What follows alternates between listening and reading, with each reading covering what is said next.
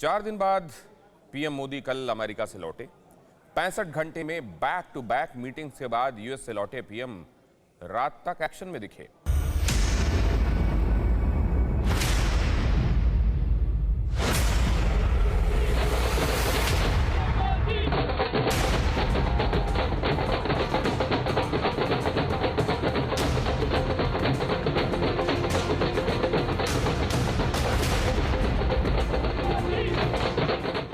ये स्वागत, ये सत्कार प्रधानमंत्री नरेंद्र मोदी के उस सफल दौरे का प्रमाण है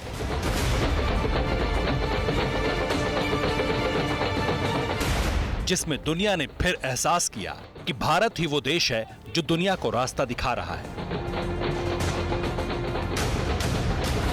और प्रधानमंत्री नरेंद्र मोदी ही वो ग्लोबल लीडर हैं जिनकी अगुवाई में विश्व स्थायी शांति की ओर बढ़ सकता है।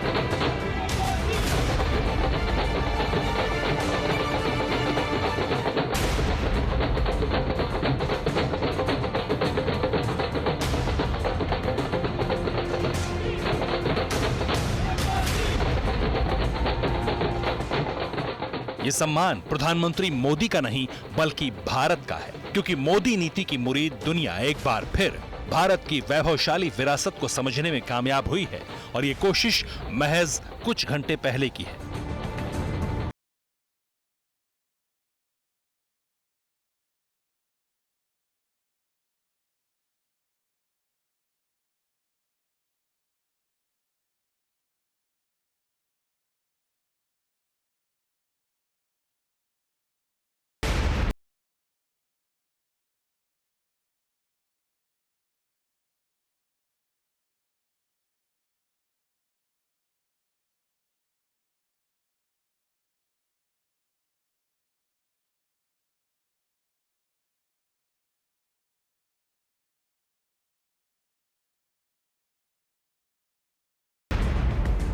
तेईस सितंबर 2021 अमेरिका दौरे पर पीएम मोदी।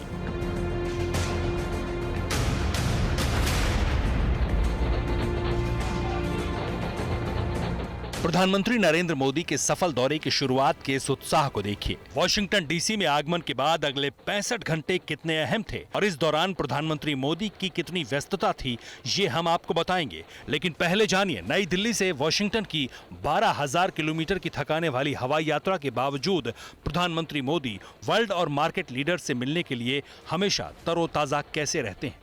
आखिर पीएम कैसे न्यूयॉर्क से दिल्ली पहुंचते हैं और शाम को 2 रक्षा मंत्री और गृह मंत्री के साथ अहम बैठकें करते हैं। अपने 65 घंटे की अमेरिका में मौजूदगी के दौरान पीएम मोदी ने 20 घंटे सिर्फ 24 बैठकों में गुजारे हैं। कई कंपनियों के सीईओ से मिले, अमेरिकी वाइस प्रेसिडेंट कमला हैरिस से मिले, बाइडेन से मुलाकात की, क्वाड की बैठक में शामिल हुए, यूएन में भाषण दिया और यात्रा के दौरान अपने प्लेन में भी 4 लंबी बैठकें की। आखिर इस एनर्जी का राज क्या है? पीएम की यात्रा से लौटे अधिकारियों के मुताबिक व्यस्त कार्यक्रम में पीएम मोदी ऊर्जा बनाए रखने के लिए खुद को व्यस्त रखते हैं। थकान हावी ना हो इसलिए ज्यादा घंटों तक काम करते हैं। यात्रा में शरीर में पानी की कमी ना हो इसलिए पीएम पानी ज्यादा पीते हैं।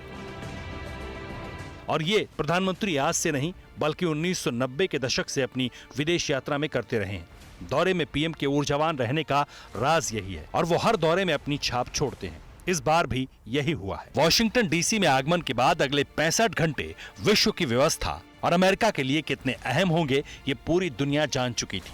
कोरोना महामारी से कराहने वाले अमेरिका में राष्ट्रपति चुनाव के बाद विश्व नीति के मोर्चे पर इस तरह की हलचल 2019 के बाद देखी गई थी।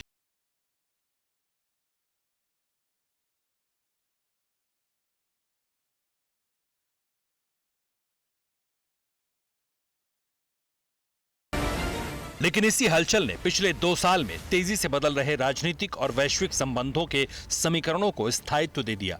अब पूरी दुनिया में एक तरफ शांति छाई है, दुनिया की दिशा और जरूरत तय हो चुकी है, वहीं दूसरी तरफ शांति और मानवता के सिद्धांत से बने वैश्विक संतुलन को बिगाड़ने वालों पर विश्व की नजर भी टेढ़ी हो चुकी है।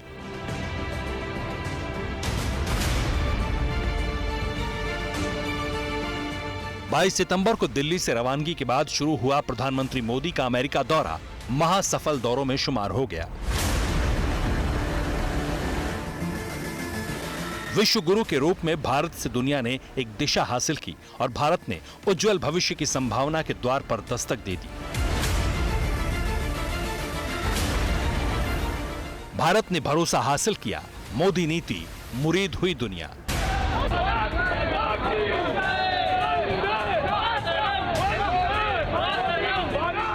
दिल जीतने में मिली महारत, विकास पथ पर चलेगा भारत।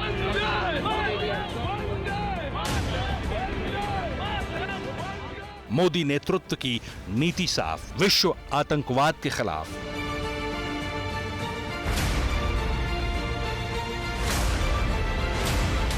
दुनिया को मिली नई दिशा, विस्तारवाद पर फंदा कसा।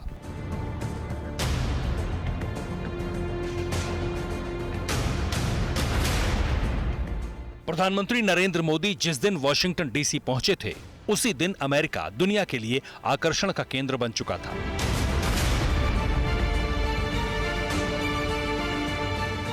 सिर्फ वैश्विक राजनीति या कूटनीति के लिहाज से नहीं, बल्कि कोरोना काल में चोट खाई बाजारवादी व्यवस्था पटरी पर लौटने के लिए भी बेताब थी।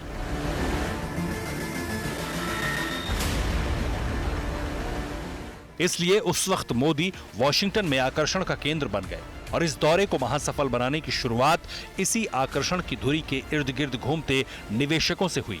इस सफर के पड़ाव में पहला पायदान भारत में निवेश का था, लेकिन यहां से सीधे भारत शीर्ष पर पहुंचा अंतर्राष्ट्रीय कूटनीति में कामयाबी की बुनियाद मजबूत करके। पीएम मोदी ने अमेरिका में निवेशकों के साथ बैठक की। कॉरपोरेट दिग्गजों को उन्होंने निवेश के लिए न्योता दिया, भारत में कारोबारी सहूलियत और बाजार की व्याख्या की और मैन्युफैक्चरिंग हब के रूप में भारत की प्रगति दिखाई। और दावा किया जा रहा है कि भारत पर कॉरपोरेट जगत ने जिस तरह भरोसा दिखाया, उसके निवेश के सहारे अंतर्राष्ट्रीय कूटनीति में प्रधानमंत्री ने देश को पहली पंक्ति में खड़ा कर दिया है।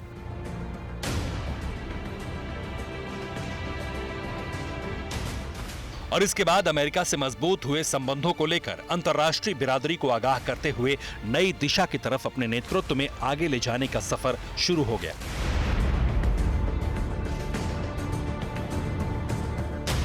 प्रधानमंत्री नरेंद्र मोदी बतौर प्रेसिडेंट बाइडेन की मेजबानी में पहली बार व्हाइट हाउस पहुंचे थे।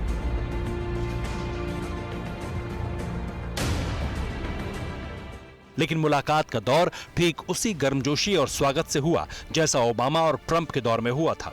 भारत से अदावत की बुनियाद पर जिन दुश्मनों ने कल्पना के घोड़े अपने पक्ष में दौड़ाए थे, उन्हें भारत अमेरिका की दोस्ती की मजबूती देखने को मिली।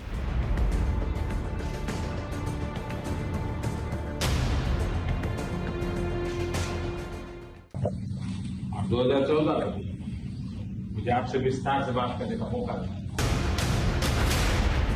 अमेरिका का भारत पर भरोसा कायम है। भारत की जरूरत को भी अमेरिका महसूस कर रहा है और विश्व के 4 बिंदुओं को मिलाने वाले क्वाड ने इस जरूरत को सार्वजनिक कर दिया।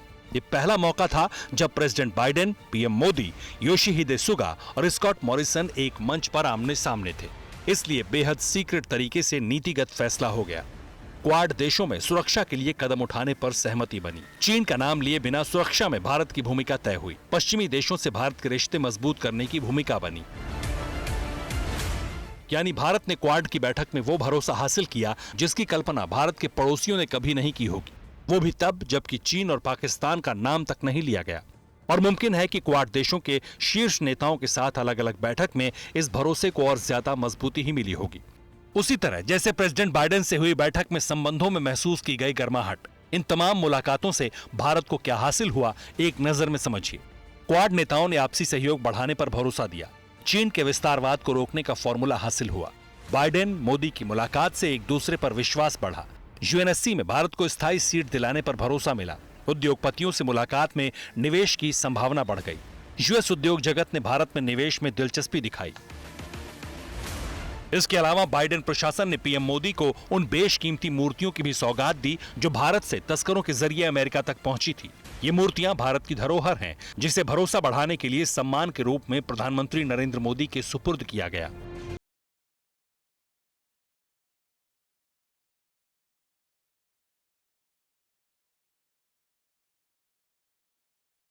एक अंतर्राष्ट्रीय भरोसेमंद साथी के रूप में भारत जो दे सकता था, वो वॉशिंगटन डीसी में क्वाड और अमेरिका को दिया।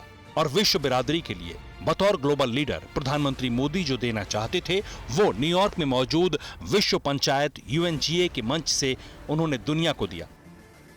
जिस मोदी नीति की दुनिया मुरीद है उसका हर अंश भविष्य में शांति के स्थायित्व को कायम करेगा।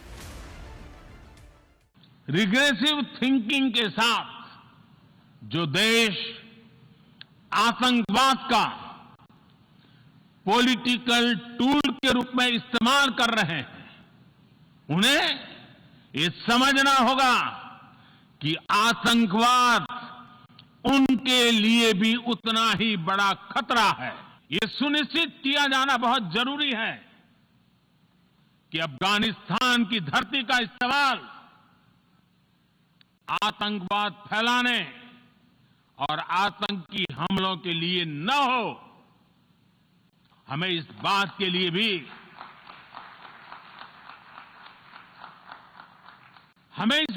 लिए भी सतर्क रहना होगा। प्रधानमंत्री नरेंद्र मोदी ने पाकिस्तान का नाम तक नहीं लिया, लेकिन अफगानिस्तान के हालात और आतंकवाद से बिगड़ रहे विश्व शांति के संतुलन को लेकर दुनिया को आगाह कर दिया और एक सजग ग्लोबल लीडर होने के नाते इसकी जरूरत भी थी। इसके अलावा विश्व का सबसे बड़ा दुश्मन कौन है, इसका जिक्र भी उन्होंने चंद शब्दों में किया। हमारे समंदर भी हमारी साझी विरासत है, इसलिए हमें यह ध्यान रखना होगा कि ओशन रिसोर्सेज को हम यूज करें, एब्यूज नहीं। हमारे समंदर अंतर्राष्ट्रीय व्यापार की लाइफलाइन भी है। इन्हें हमें एक्सपांशन और एक्सक्लूजन की दौड़ से बचाकर रखना होगा। इसके अलावा UNGA के मंच से प्रधानमंत्री मोदी ने भारतीय लोकतांत्रिक परंपरा का भी मान बढ़ाया। ये भारत के लोकतंत्र की ताकत है कि एक छोटा बच्चा जो कभी एक रेलवे स्टेशन के टी स्टॉल पर अपने पिता की मदद करता था, वो आज चौथी बार भारत के प्रधानमंत्री के तौर पर UNGA को संबोधित कर रहा है। और भारत को दुनिया की अगुवाई की परंपरा विरासत में कब मिली, इसका भी एहसास करवा दिया। भारत के महान कूटनीतिज्ञ आचार्य चाणक्य ने सदियों पहले कहा था, कालातिक्रमात् कालातिक्रमात् काल एव फलम पिबति। जब सही समय पर सही कार्य नहीं किया जाता तो समय ही उस कार्य की सफलता को समाप्त कर देता है।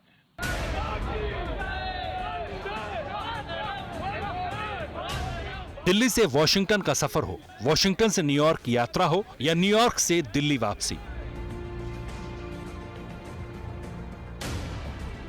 65 घंटे के इस अमेरिकी दौरे की हर तस्वीर बता रही है कि दुनिया एक बार फिर मोदी नीति की मुरीद हो चुकी है और भारत ही वो देश है जो इस वक्त दुनिया की अगुवाई कर रहा है।